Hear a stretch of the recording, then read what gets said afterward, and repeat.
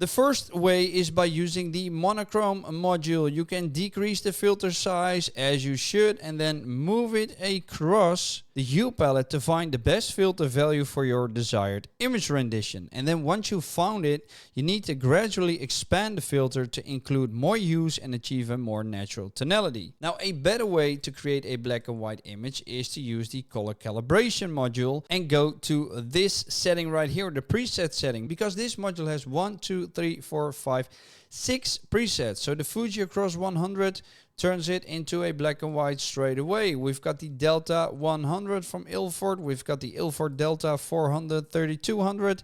We've got the FP4 Plus. We've got the HP5 Plus.